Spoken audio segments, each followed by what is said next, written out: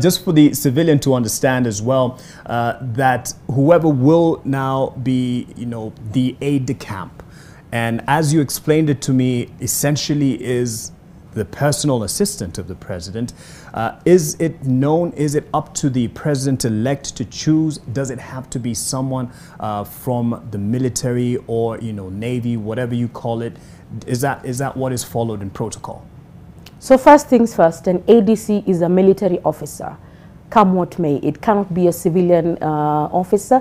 He cannot come from the National Police Service or the Intelligence Service, because this is a tradition that we have picked up from our British aristocracy and the royal household. The ADCs are part and parcel of how the military works. They say ni msaidizi wa mkubwa in Kiswahili. He is a ceremonial part and parcel of the presidency. He doesn't just stand there as if he's the president's shadow. He isn't, in fact, a bodyguard.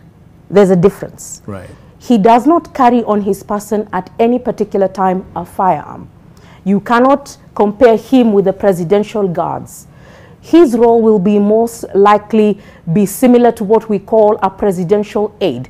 We know we have the office of the personal assistant, which the current president's nephew currently holds. And I know William Ruto, as the 5th commander-in-chief, will choose his.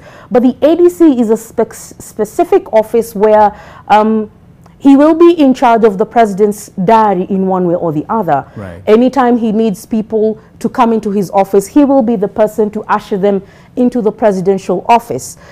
When he stands behind him, when the president needs maybe his glasses or his papers or something in his bag, this will be the job of the ADC to do this. And by standing behind him, it does not necessarily mean that he does not have a clear undertaking duty to undertake.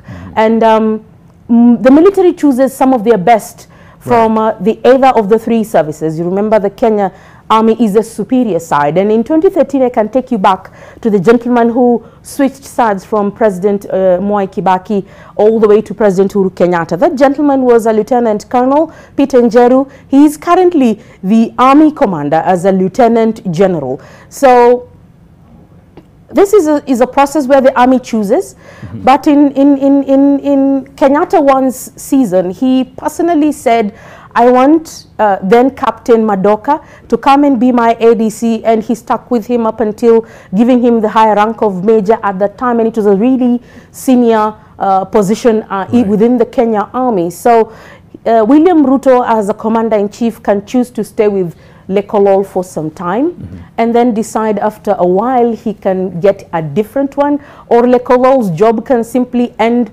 once the 2 gentlemen go back to State House and Uhuru Kenyatta boards the Kenya Marine One or is driven across the fence to his estate by the Kenya military. So it is really up to the commander-in-chief to make those changes. And by now, if President William Ruto, President-elect William Ruto, seeks to have those changes made, he has gone back to the military to begin choosing. And this officer does not need to be a really senior officer within the rank and file. He may be a captain, and that still can do the job of being an ADC to the commander-in-chief. We're just going through the motions here, and Leila